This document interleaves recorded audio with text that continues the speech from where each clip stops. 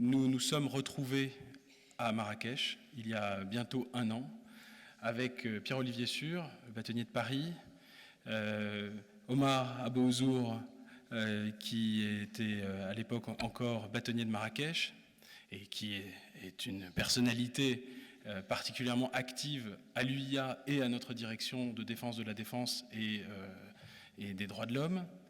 Et nous sommes retrouvés tous ensemble, et je salue Dominique Attias qui était aussi présente à Marrakech avec nous.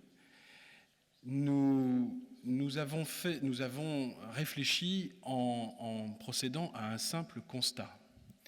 Ce constat, c'est que les principes qui guident notre action quotidienne de militantisme pour la défense de la défense, ce militantisme est encadré par des textes qui sont formidables. Et quand on regarde bien, depuis 30 ans, tous les 5 à 8 ans, les avocats du monde se retrouvent et proclament à nouveau les mêmes principes, qui sont de très beaux principes, qui doivent être proclamés souvent, rappelés, martelés, j'ai envie de dire. Et puis nous avons fait le constat de notre diversité. Ce constat de diversité, il est une source de richesse, évidemment. Chacun a son identité. Il y a des grandes organisations qui, de manière mondiale, traitent de la question de l'exercice de la profession d'avocat.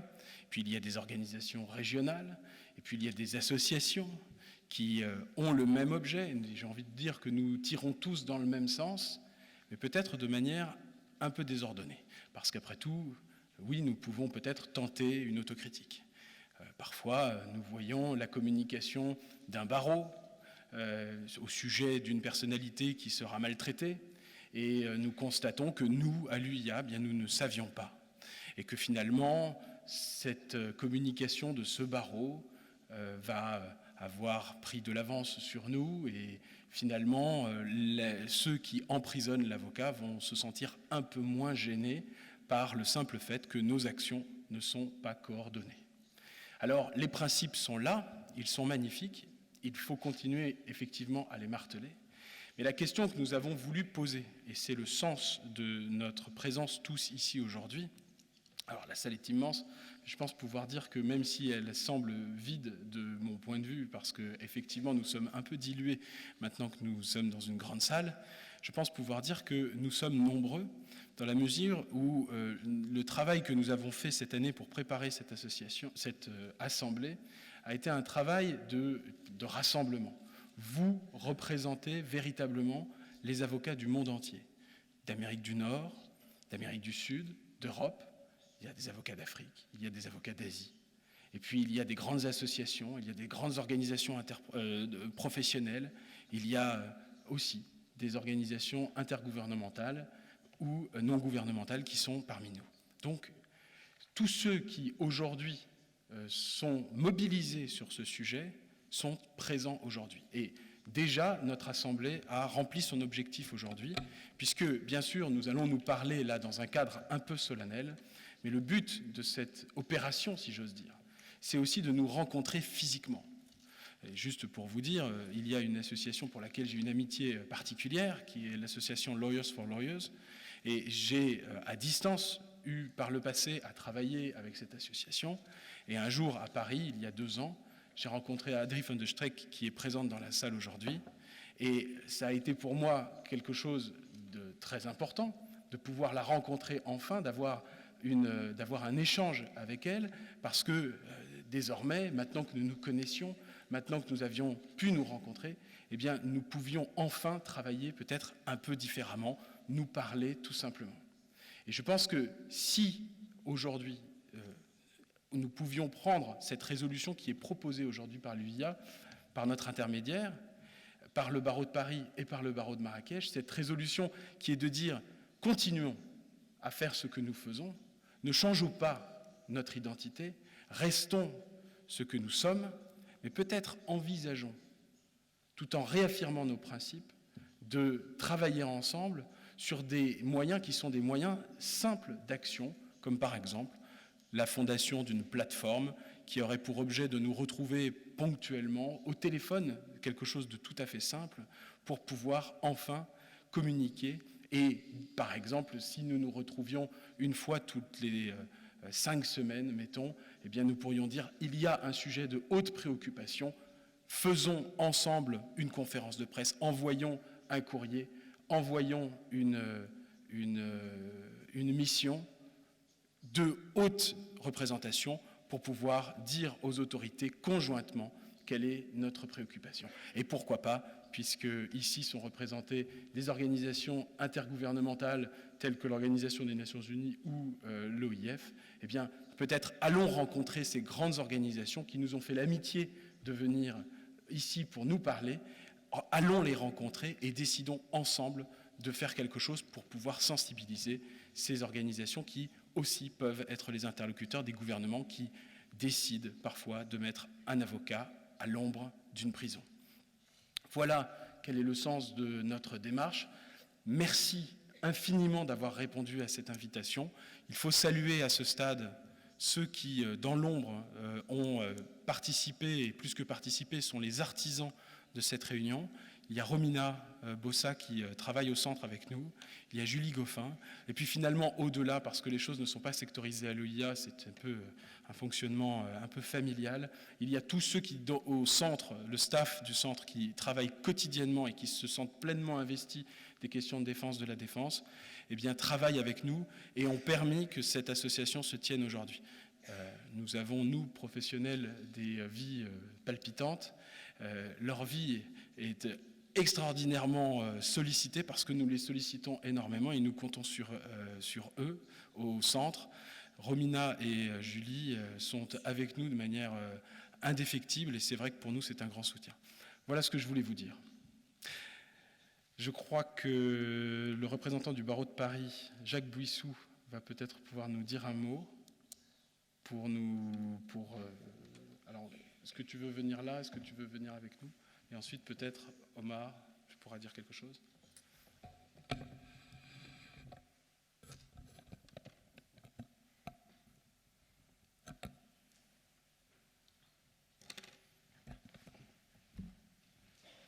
Merci Martin.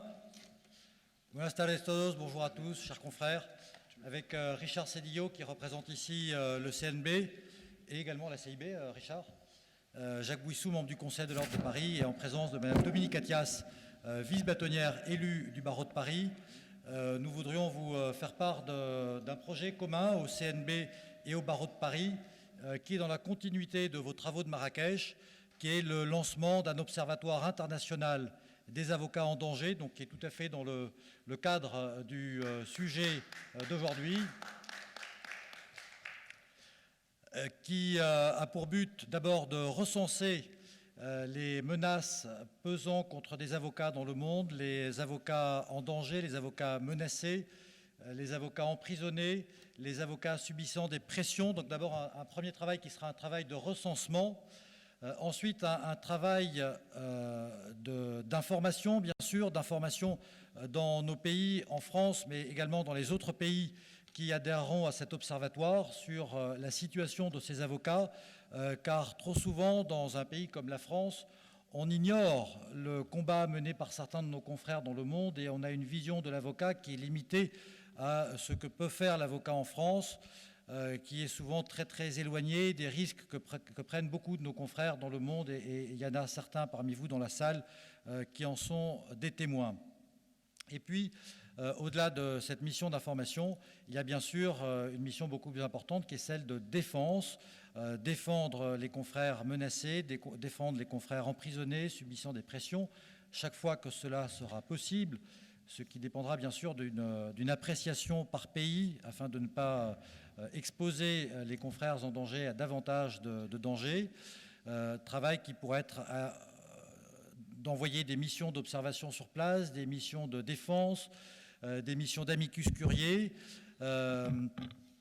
ou également à travers toute l'annonce que l'on pourra faire à travers nos supports pour dénoncer ces situations. Et puis, il y aura, grâce à la ville de Paris, une particularité dans cet observatoire qui est celle de pouvoir bénéficier d'un programme mis en place par la ville de Paris. La ville de Paris porte une tradition, vous le savez, de défense des droits de l'homme dans le monde. Eh bien, la mairie de Paris a voulu traduire dans les faits cette tradition historique par un engagement pratique qui est celui d'accueillir à Paris, matériellement, les avocats qui seraient menacés dans le monde, qui seraient menacés dans leur pays.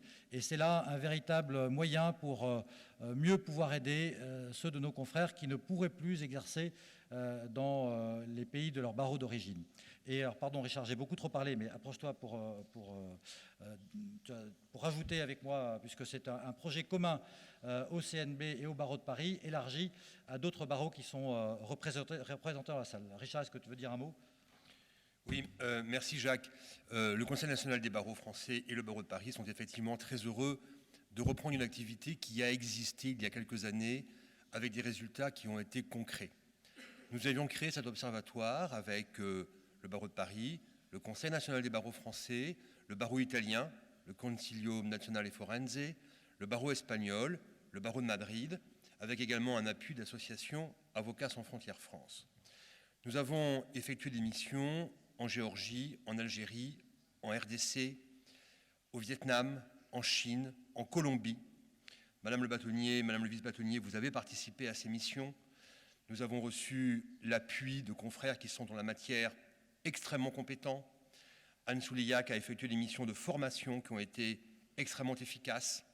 Et nous sommes très heureux que le barreau français se retrouve à nouveau très uni pour lancer ce très beau projet avec vous, évidemment. Ce n'est pas parce qu'il y a quelques membres fondateurs avec lesquels nous continuerons à travailler que nous ferons une quelconque forme d'exclusion. Bien au contraire.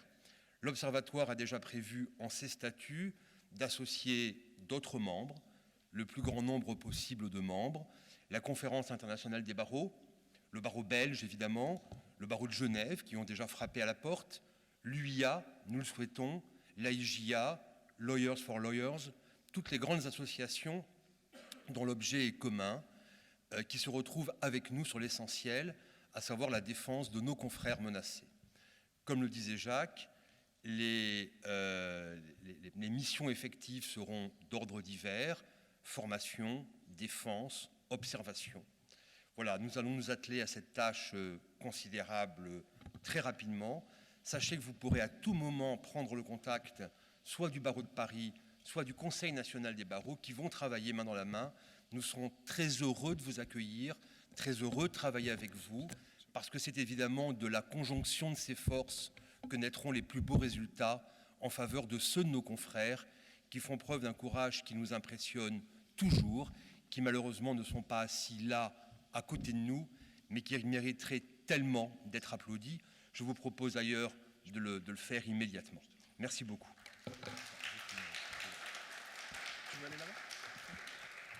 Détail pratique, mais on est évidemment, Richard, Anne Souleillac, Dominique Attias et moi-même à votre disposition pour vous fournir davantage de précisions. Et donc on peut en discuter ensuite librement dans la salle. Mais détail pratique d'importance, l'Observatoire sera lancé à Paris le 10 décembre à la Maison du Barreau lors de la Journée européenne des droits de l'homme. Et vous êtes donc tous les bienvenus à venir participer à ce lancement et bien sûr à vous associer à cet observatoire. Merci. Merci. Alors je passe la parole au bâtonnier Omar Abouzour du barreau de Marrakech qui a participé à cet appel.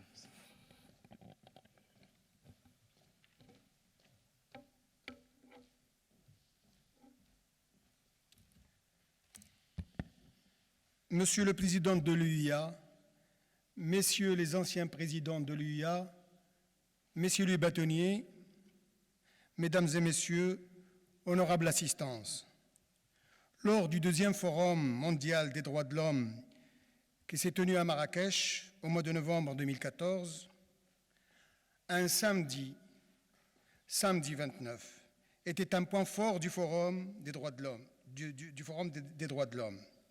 Monsieur le Président de l'UIA et Monsieur le Directeur des droits de l'homme et de la défense, mon cher ami Martin, qui croit bien sûr à tous les avocats du monde, ont bien voulu associer mon barreau et le barreau du Maroc, tout le barreau du Maroc. Monsieur le bâtonnier du barreau de Paris était parmi nous pour organiser la première rencontre des avocats du monde de Marrakech et dans les locaux de la salle des congrès du ministère de la Justice. Il y avait beaucoup de monde, beaucoup d'avocats militants des droits de l'homme et beaucoup de jeunes avocats marocains. De là,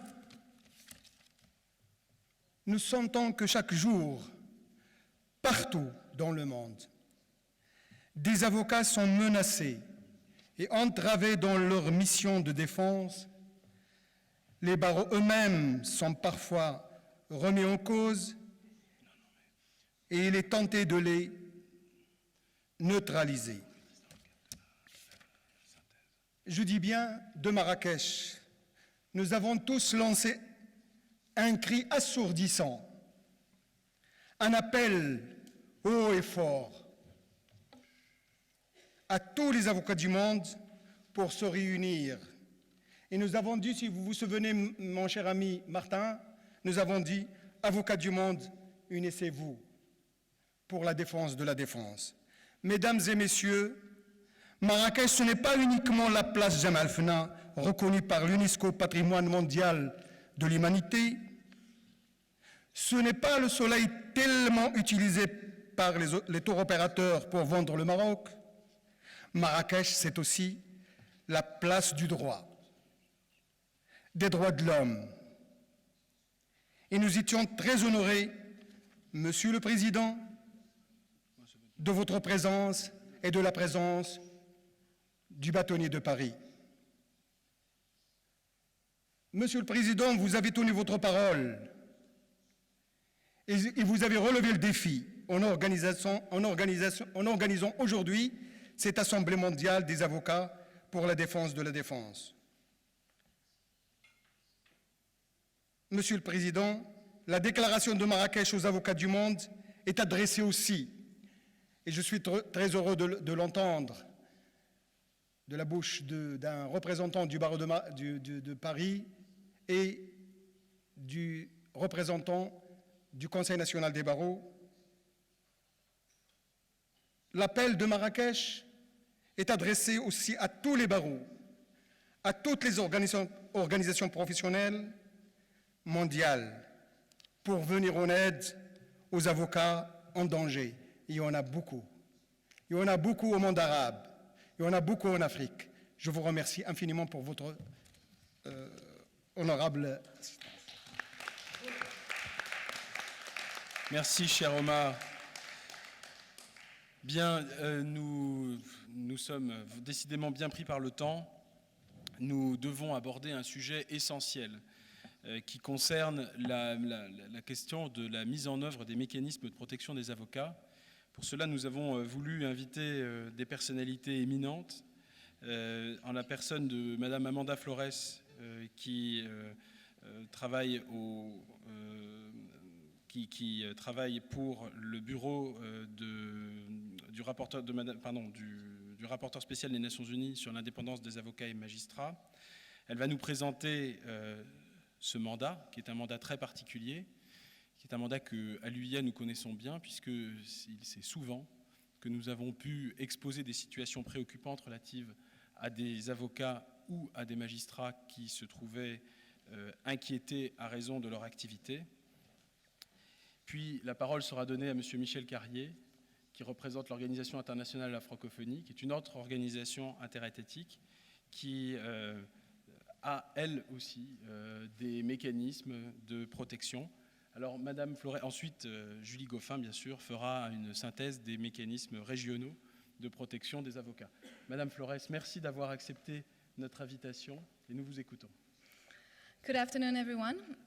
Thank you for being here. I'm very pleased to be here, and once again, I have to repeat, I am not the special rapporteur.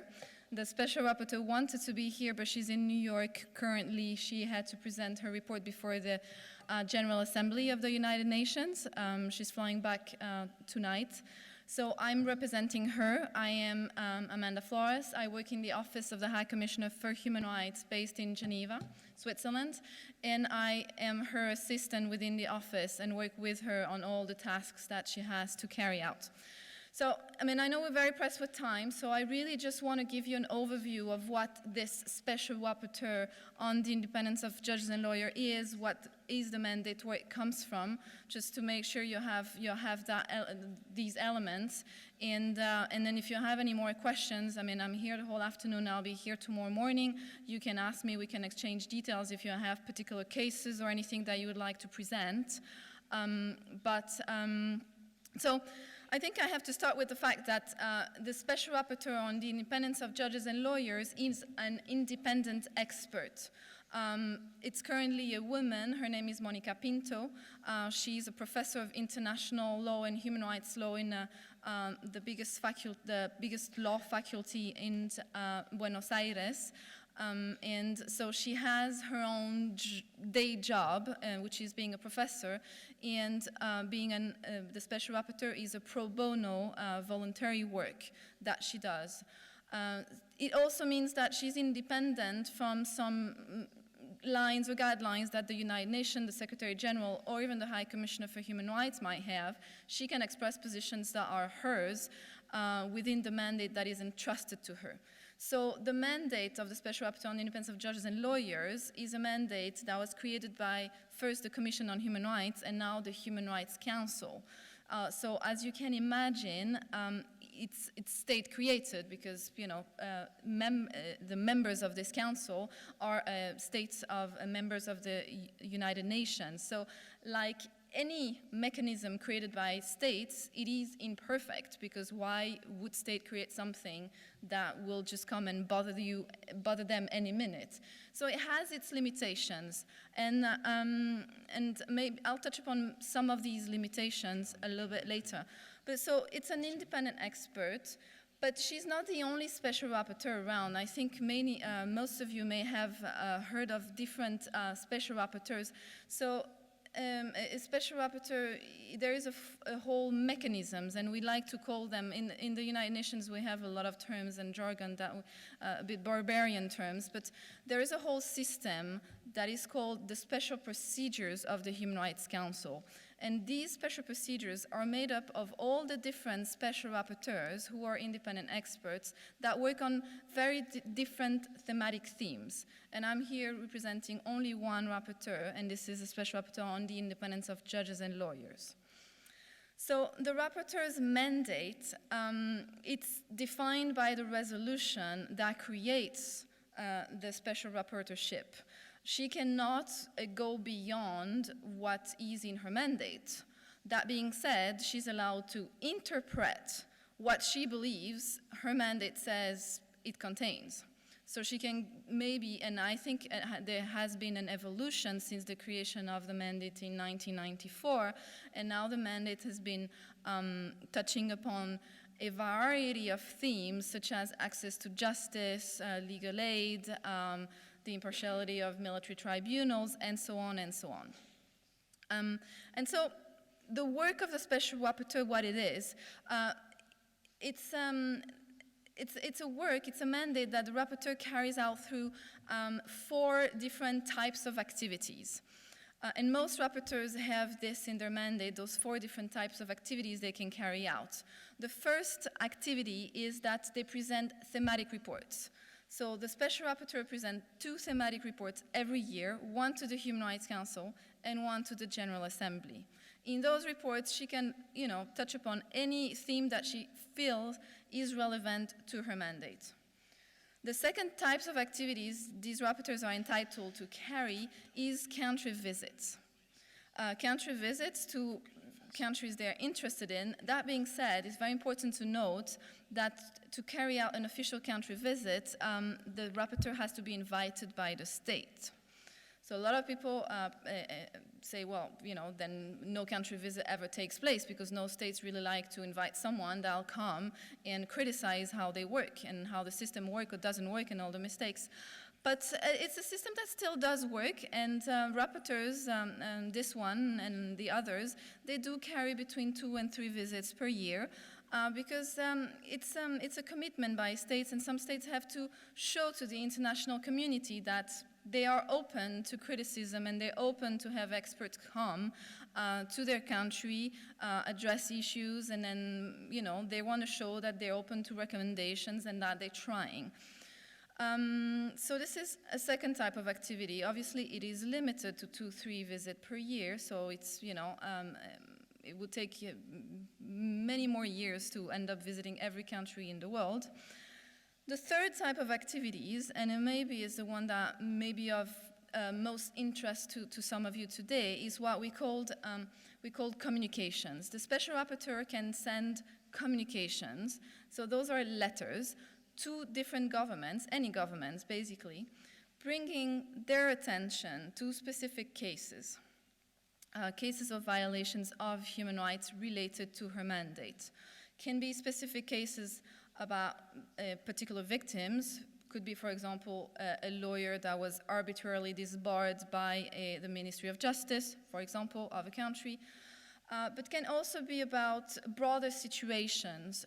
For example, I don't know, a crackdown on many lawyers where we're going to write a letter without mentioning the particular lawyer, but saying there are dozens of lawyers in that particular city that have lost the right to practice or that were arrested after they participated in cases of political nature. Those cases, the letters, they can also address issues related to legislation that touch upon issues related to the mandate. For example, we have sometimes Bar Association writing to us and saying, well, the Ministry of Justice is preparing a new draft law on the practice of the legal profession, and it's going to be presented to the Parliament next month, and we're very worried that some of the provisions in that law are not in line with international principle of independence and impartiality of the justice system. Could the Special Rapporteur intervene? So intervention is done through letters that are addressed to the Minister of Foreign Affairs and more broadly to the government by the Special Rapporteur. It is an instrument that has 2 steps, basically. The first step being the rapporteur addressing the government, saying, I'm very worried about this situation. I've heard what's happening. Please explain to me and, you know, give me some answers, bringing light into and shedding light onto this particular situation. And you have governments that do react and other governments that just ignore those letters. But you have a second step, which is the second life that these letters take, because all these letters, after a lapse of or a period of time where they are confidential, just between the rapporteur and the government in question, all these letters become public, all of them. 3 times a year, you have a report of the United Nations that is presented to the Human Rights Council that includes all the communications from all the special rapporteurs that were sent during a particular period of time. And this is where these letters and these complaints that, in essence, very often resembles those letters that the Union Internationale des Avocats sends on behalf of a lawyer at risk or of a bar association at risk or something. And these letters become public in this report, and then, like a colleague of mine recently said, whether they're lawyers, civil society, NGOs, they can run away with these letters and use the content of it. And the reason why I insist on this is because very often people say, well, but the rapporteur's not saying anything new. No, she's not. But she's saying the same thing the NGO over there on the ground is saying. Yeah, she is, because she agrees with them, because she thinks, you know, they have the right approach and the right analysis. But the rapporteur has a very special voice because she's being entrusted with a mandate of the United Nations. And sometimes that the rapporteur repeats exactly something that was already said by a lawyer on the ground gives it more weight just because of the function, the position she occupies. So these letters can also help sometimes to give more weight to arguments, give more weight to campaigns of NGOs, lawyers, or other associations. And this is the bulk of our work. We receive a lot of complaints, and we try to work on as many cases as possible. I'm not going to enter into the details of how these complaints work because this is not the point of my presentation. I'll just finish the last, because I promised you 4 types of activities that the rapporteur takes. So the fourth activity or type of activity that the rapporteur can take is more of an advocacy type. She can she can address the press. Special rapporteur uses press releases to again shed light on situations of particular interest or particularly difficult, or where there is very high risk of very serious violations happening, or the violations having happened already of a very serious nature. So she can use the press.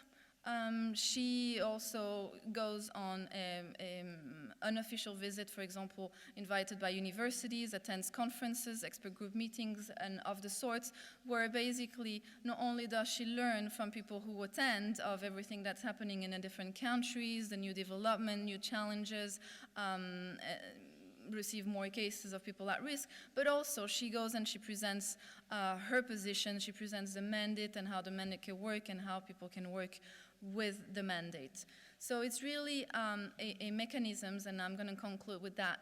It's an imperfect mechanism, but it's the only one we have right now at the international level that is both a human rights and lawyer, judges, and prosecutors that gives a look at both of them and all of them together. It's the only mechanism we have so far at the United Nations.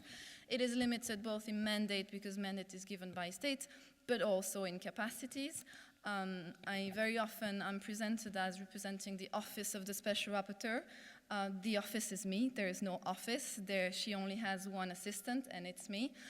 So you can imagine how limited the work is, but then also when I have 5 minutes to take a step back and look at what has been achieved by the mandate with such limited resources, I think that these rapporteurs and the different experts that have been in this position have done a great deal of work, not in inventing new rights and being really creative, but in gathering, in bringing together what is out there in terms of international standards and jurisprudence on specific issues, and running with them and giving a voice to people who don't have a voice. And I'm just going to conclude here. If anyone has more questions about the nitty-gritty work, daily work, how to present complaints, etc., and how we can work together, you're just very welcome to come and see me. And thank you very much for giving me the opportunity to present the mandate of the Special Rapporteur. Thank you very much. Alors, sans transition, je vais demander à Michel Carrier de bien vouloir s'avancer. Michel Carrier, je peux en témoigner à titre personnel, est une personnalité tout à fait dévouée à la défense des droits de l'homme et à la défense de la défense.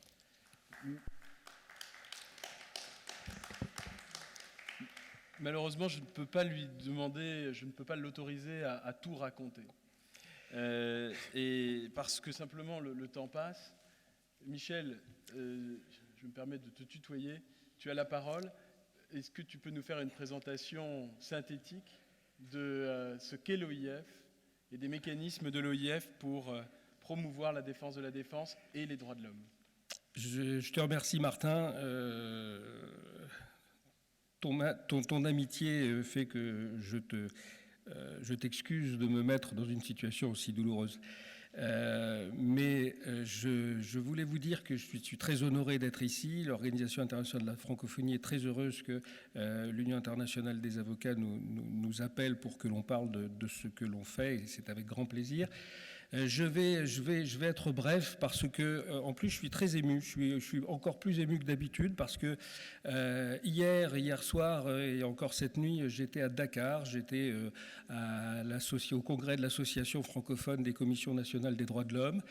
J'ai rencontré le rapporteur spécial des Nations Unies sur la situation des défenseurs des droits de l'homme. Ça a été conclu par votre collègue, votre confrère Sidiki Kaba, qui porte en lui la FIDH, qui porte en lui le ministère de la Justice du Sénégal et qui porte en lui l'Assemblée des États parties au statut de Rome de la Cour pénale internationale. Et quand j'arrive ici et que je vous vois tous et que je vois tous ces engagements, toutes ces volontés, je me sens extrêmement humble. Et je veux vous dire que je ne vais pas faire un plaidoyer pro domo pour la francophonie. La francophonie, c'est 77 États, c'est-à-dire 40% des Nations Unies. Donc, ça n'est plus tout à fait ces constructions coloniales anciennes auxquelles on veut parfois la réduire. C'est une communauté d'États qui partagent une langue, qui partagent les valeurs universelles qui y sont attachées et qui ont envie d'aller ensemble dans une logique d'échange, de partage, de mutualisation.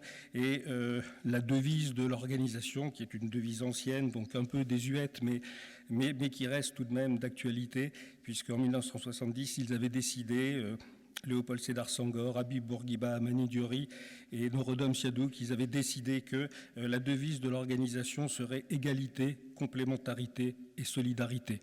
C'est pas mal, mais c'est aussi très obligeant.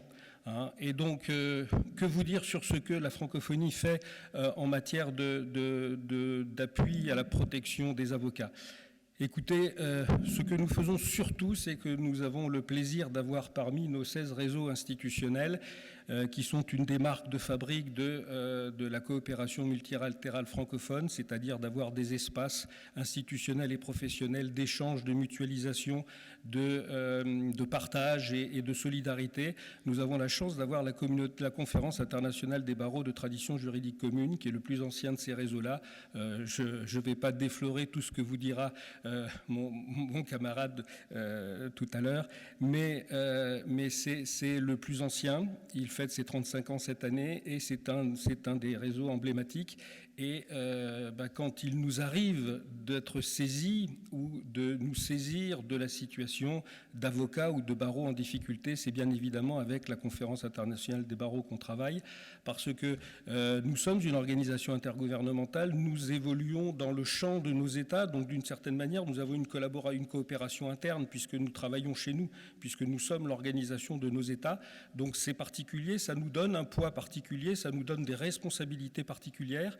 Et cela, ça nous permet d'avoir une diplomatie d'influence, d'avoir des relations particulières, de faire des choses qui permettent de relayer à ce moment-là, dans le champ de nos États, des initiatives, des interrogations, des problématiques professionnelles. Et notre dispositif, pour employer un bien grand mot, c'est justement ce dispositif-là, c'est de pouvoir nous coordonner avec la CIB, avec les barreaux eux-mêmes, à titre individuel, avec des associations d'avocats. Il n'y a pas d'exclusive, mais c'est à ce moment-là que l'on essaye de mutualiser les choses et d'être un relais, d'être opérationnel et opératoire, et donc de travailler. Alors comment on fait, bien entendu, quand on est saisi de quelque chose, on prend des renseignements, on s'informe, on utilise nos réseaux sur place, on a une grosse collaboration avec le Haut-Commissariat aux droits de l'homme, bien entendu, et avec d'autres organisations des Nations Unies. On a des envoyés spéciaux sur le terrain, la secrétaire générale a des envoyés spéciaux pour des régions, comme pour la région des Grands Lacs actuellement, ou pour la Centrafrique comme actuellement, et on a aussi bien entendu le relais des postes de nos États membres qui nous permettent d'avoir un certain nombre d'éléments comme ça. Et à ce moment-là, avec la CIB et les barreaux, on essaye de voir comment réagir le plus efficacement possible avec des niveaux d'intervention différents, parce que nous on est surtout sur un niveau politique, parfois ce sont des niveaux purement techniques ou des niveau confraternel, et ce n'est pas forcément la peine non plus de donner plus de relief à quelque chose qui peut se régler au mieux des situations. Et puis notre déclaration de Bamako, qui est l'acte un peu normatif de notre action en matière de renforcement de l'état de droit, des droits de l'homme et de la démocratie, nous donne mandat d'œuvrer, d'aider les barreaux à œuvrer à la liberté effective des barreaux et à la mise en œuvre d'une justice fiable, efficace et transparente et protectrice des droits de l'homme. Et donc dans ce mandat-là, on intervient de cette manière. Je perds un peu mon fil, mais je vais le retrouver. Tout ça pour vous dire que ça, c'est le dispositif précis de ce que l'on fait pour les avocats et par les avocats. Mais on a d'autres dispositifs comme tout l'appui que l'on fait actuellement aux défenseurs des droits de l'homme, tout ce que l'on développe avec la société civile dans nos États membres et dans les conférences internationales. Et là, bien évidemment, vous les avocats extrêmement présents. Et donc c'est aussi le développement de dispositifs d'appui à la profession d'avocat, d'appui à ce que vous êtes, d'appui aux défenseurs des droits que vous êtes. Et donc c'est là aussi où on se trouve, où on se situe. Mais à la limite, ce que je voudrais simplement dire aujourd'hui, à la mesure de ce que j'ai vécu depuis 2-3 jours et de ce que je vis aujourd'hui, c'est que la francophonie a toujours considéré qu'elle ne pouvait pas avoir la vanité de penser qu'elle peut régler les problèmes toute seule et qu'elle souhaite, et elle a toujours souhaité, elle souhaitera encore, s'associer, collaborer, coopérer et travailler ensemble avec d'autres organisations, avec la société civile, avec les organismes professionnels, pour faire en sorte que les plus-values des uns et des autres s'additionnent au lieu de se juxtaposer et faire en sorte que parfois ça devienne contre-productif. Voilà, c'était brièvement ce que je voulais dire. J'espère que j'en ai pas trop dit et que j'ai surtout pas été trop fouillis, mon cher Martin. Non, tu as tout dit, Michel. Merci beaucoup. J'appelle Julie Goffin, qui aura une mission au moins aussi difficile que celle de Michel Carrier, qui sera celle de présenter les mécanismes régionaux de protection des avocats. Julie, ça va aller ? Parce que nous sommes très en retard. Oui, mais justement, d'abord, bonjour messieurs les bâtonniers, messieurs les présidents de barreau, chers consoeurs et chers confrères. Et effectivement, Martin, on est très très en retard, donc j'avais préparé effectivement un aperçu des textes régionaux en matière de protection des avocats, mais je vais être vraiment très très brève, extrêmement brève, pour les raisons que Martin vient de dire, et aussi parce qu'il y a après moi plusieurs avocats qui ont des choses extrêmement importantes à nous dire et qui sont vraiment au cœur de l'objet de l'Assemblée aujourd'hui, et que j'avoue que je suis moi-même assez impatiente de les entendre. Donc je voudrais simplement 2 points. Le premier, évoquer très très vite 2 textes internationaux qui sont importants, puisque vous connaissez tous les principes de base de la Havane, mais il ne faut pas oublier qu'il existe en tout cas 2 textes assez clairs et qui reprennent en leur substance les principes de la Havane, qui sont un texte européen du Conseil de l'Europe, dont le titre est très précisément la recommandation numéro 21, adoptée en 2000, donc du Comité des ministres du Conseil de l'Europe à l'attention des États membres du Conseil de l'Europe, et relatif à la liberté d'expression de la profession d'avocat. Je ne vais pas m'étendre sur ce texte dont la substance est assez similaire à celle des principes de base, simplement pour vous dire 2 choses, que comme les principes de base, cette recommandation a 2 recommandations sœurs, entre guillemets, donc une relative aux magistrats et une relative aux membres du parquet, et je pense que c'est important aussi de temps en temps d'aller voir dans ces textes-là, puisque finalement tous les acteurs de la justice peuvent être concernés quand l'un ou l'autre est poursuivi. Et alors l'autre chose sur laquelle je voulais simplement dire un mot et qui me permet de faire le lien avec les principes de base de la Havane, c'est la question de la définition de l'avocat au sein de ces textes, puisque dans les principes de base, et c'est extrêmement important, on en a beaucoup parlé ces derniers jours, c'est la fonction qui amène la protection et non pas le titre. Et la recommandation donc du Comité des ministres dit que est avocat une personne qualifiée et habilité conformément au droit national à plaider, à agir au nom de ses clients, à pratiquer le droit, à rester en justice ou à conseiller et représenter ses clients en matière juridique. Voilà, simplement donc pour ces recommandations du Conseil de l'Europe. Le deuxième texte que je voudrais très brièvement aborder également, ce sont les directives et principes sur le droit à un procès équitable et à l'assistance judiciaire en Afrique, adopté donc par la Commission africaine des droits de l'homme en 2003.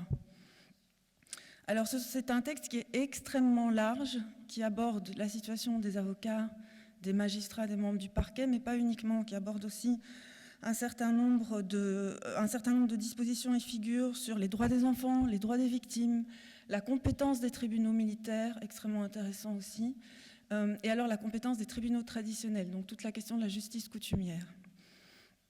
Le contenu de ces directives est vraiment calqué sur les principes, c'est-à-dire qu'ils reprennent texto un très très grand nombre des principes de base de la Havane.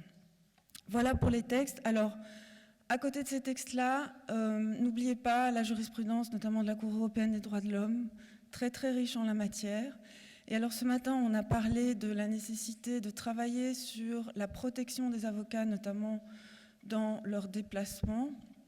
Mais je voudrais ici attirer aussi votre attention sur tout le travail qui est fait au sein du système interaméricain des droits de l'homme et notamment toutes les mesures d'urgence de protection qui sont prises par la Commission interaméricaine des droits de l'homme, de protection des avocats. À chaque fois que je suis allée, moi, en Colombie, travailler avec des avocats, tous avaient 2, 3, 4 gardes du corps avec eux, 24 heures sur 24.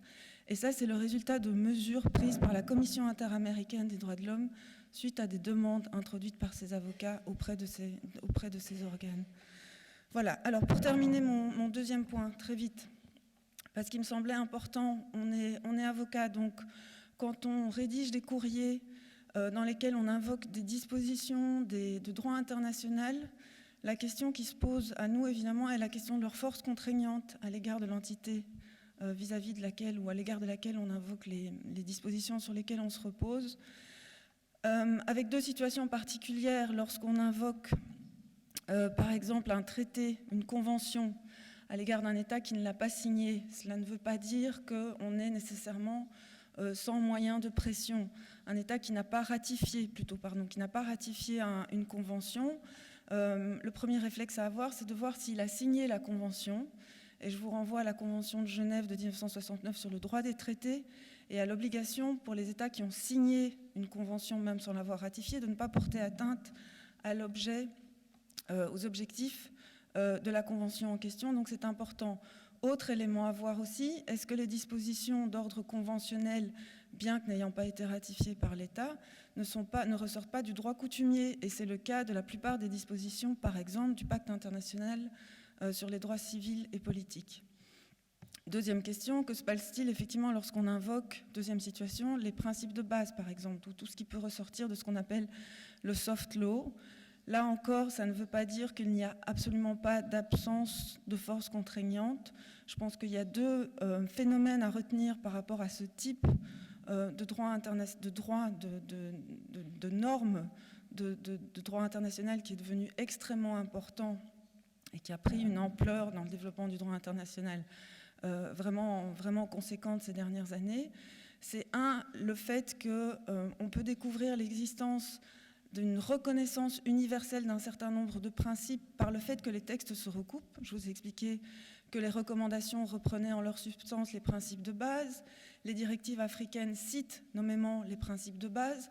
Donc il y a une acceptation universelle sur les mêmes principes. Donc c'est un élément extrêmement important. Et l'autre élément, c'est la répétition. C'est-à-dire qu'à partir du moment où il y a une répétition et une récurrence des mêmes principes dans le temps, on peut effectivement aussi en déduire, le cas échéant, l'existence d'une règle coutumière. Et vous savez que la coutume en droit international a la même force que les conventions, conventions au sens international, donc au sens traité. Voilà, je vais m'arrêter ici. Je vous remercie. Merci Julie pour ce bref exposé.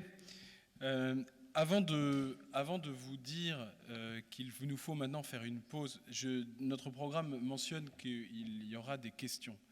Je propose de décaler les questions à la période qui va suivre la pause café. Mais avant de partir à la pause, je voudrais juste vous dire que, bien sûr, il était important pour nous de vous exposer les mécanismes et de donner quelques exemples de mécanismes existants. Le but de notre rencontre, c'est bien sûr aussi de donner la parole à des confrères qui sont eux-mêmes dans des situations de difficulté ou lorsque ce ne sont pas eux-mêmes qui viennent vous exposer la situation, ce sont ceux qui les représentent, parfois leurs avocats, qui viendront tout à l'heure à la tribune pour exposer, alors eux aussi peut-être un peu brièvement, les situations auxquelles ils sont confrontés. Voilà, je vous invite donc à faire une pause que je pense devoir dire minimale, parce que nous sommes toujours en retard, même si je pense que nous allons rattraper ce retard. Je vous propose de faire une pause de 5, peut-être 10 minutes, parce que nous aimons dépasser, mais certainement pas au-delà, ce qui voudrait dire que nous serions tous de retour à 16h50.